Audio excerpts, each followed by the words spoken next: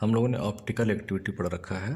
Optical activity में क्या होता है कि प्लेन पोलराइज्ड लाइट होती है जिसको हम एक ऑर्गेनिक कंपाउंड के सॉल्यूशन से पास कराते हैं। ऑर्गेनिक कंपाउंड जिसकी ऑप्टिकल एक्टिविटी को हम स्टडी कर रहे हैं उसके सॉल्यूशन, ऑर्गेनिक कंपाउंड का सॉल्यूशन ले लेते हैं, उस सॉल्यूशन में से प्लेन पोलराइज्ड लाइट को पास कराते हैं। तो प्लेन पोलराइज्ड लाइट का जो प्लेन है वो या तो लेफ्ट हैंड साइड में घूम जाता है या फिर राइट हैंड साइड में घूम जाता है। अगर प्लेन पोलराइज्ड लाइट का प्लेन लेफ्ट या राइट साइड में घूम जाता है तो कहते हैं कि ये जो ऑर्गेनिक कंपाउंड है वो ऑप्टिकली एक्टिव है, ऑप्टिकली एक्टिव है। और अगर कोई फर्क नहीं पड़ता है, जैसे था वैसे ही रह गया, तो हम इस कंपाउंड को तब कहेंगे कि ये कंपाउंड ऑप्टिकली इनएक्टिव है। ठीक है, तो कोई भी कंपाउंड ऑप्टिकली एक्टिव हो सकता है या कोई भी कंपाउंड ऑप्टिकली इनएक्टिव हो सकता है।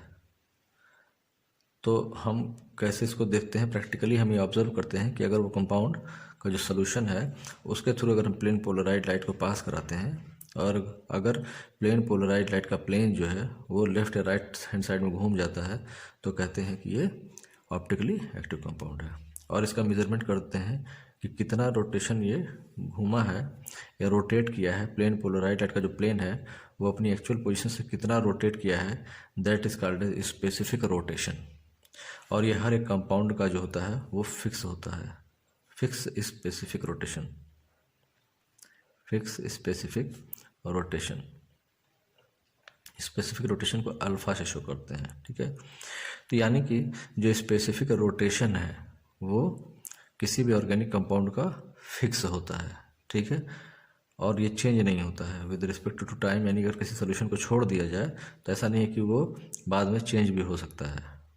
लेकिन कुछ कंपाउंड्स ऐसे भी नोन हैं जो विद रिस्पेक्ट टू टाइम जिनका स्पेसिफिक रोटेशन चेंज हो जाता है। ठीक है, जैसे ग्लूकोज के 2 साइक्लिक फॉर्म्स होंगे। दोनों साइक्लिक फॉर्म को हम लोगों ने पढ़ रखा है। जब हमने एनोमर्स टॉपिक पढ़ा है वहाँ हमने देखा है कि ग्लूकोज जो है वो 2 साइक्लिक फॉर्म इसके होते हैं।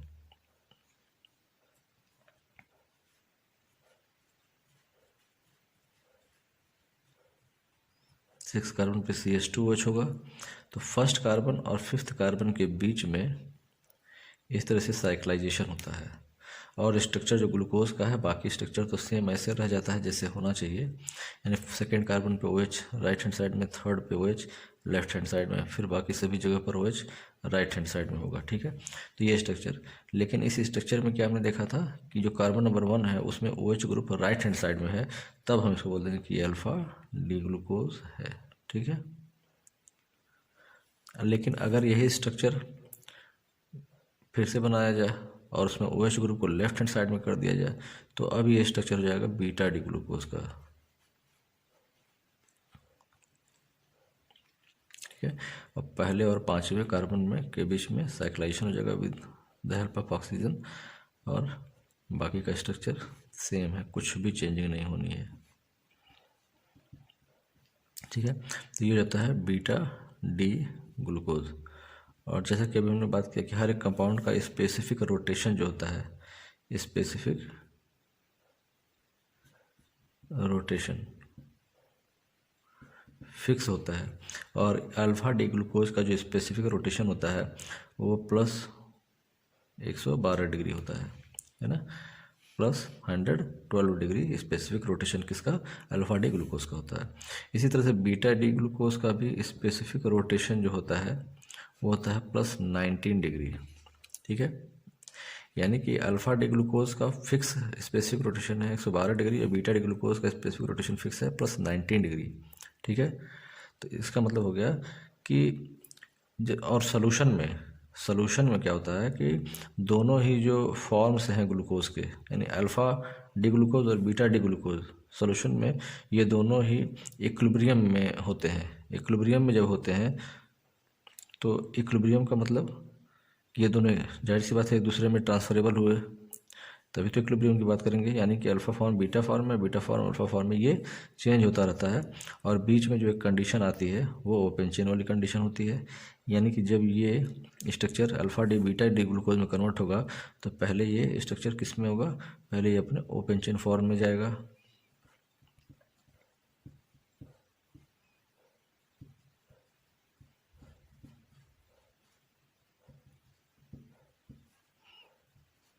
ये इसका ओपन चेन स्ट्रक्चर होगा ग्लूकोज का। ठीक है, तो बोलेंगे ये कैसा है, इक्विलिब्रियम मिक्सचर, है ना। यानी इक्विलिब्रियम कंडीशन पर जो ग्लूकोज है वो साइक्लिक फॉर्म से क्या हो जाता है, ओपन चेन फॉर्म में आता है, और देन फिर ये कन्वर्ट हो जाता है बीटा फॉर्म में। ठीक है, यानी कि समय के साथ साथ विद रिस्पेक्ट टू टाइम जो अल्फा फॉर्म है वो बीटा फॉर्म में, बीटा फॉर्म अल्फा फॉर्म में कन्वर्ट होता रहता है।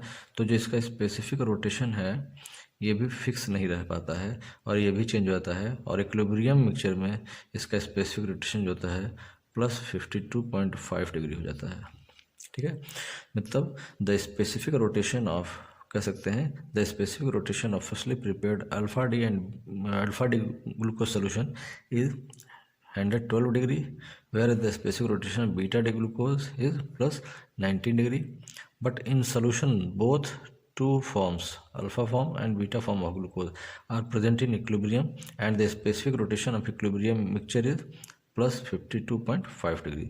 The specific rotation of alpha D glucose decreases from, है ना, यानी कि अल्फा डी ग्लूकोज का जो स्पेसिफिक रोटेशन है वो डिक्रीज करता है, कहाँ से, प्लस 112 से प्लस 52.5 डिग्री की तरफ।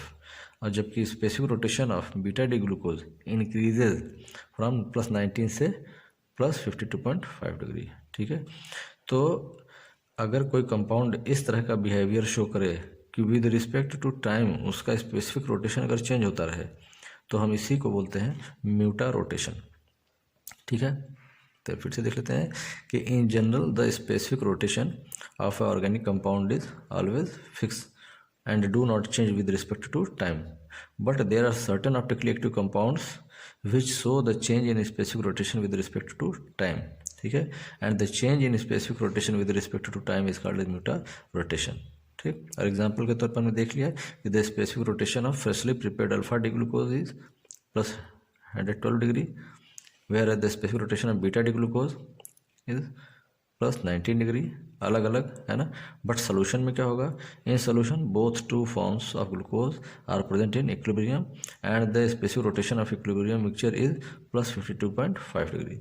The specific rotation of alpha D glucose decreases from plus 112 degree to plus 52.5 degree, where the specific rotation of beta D glucose increases from plus 19 to plus 52.5 degree. इतनी बातें हमें म्यूटा rotation में लिखनी है और ये हमारे एग्ज़ाम में शॉर्ट नोट की तरह आता है, म्यूटा रोटेशन पूछा जाता है, बहुत ही इंपॉर्टेंट टॉपिक है। ठीक है।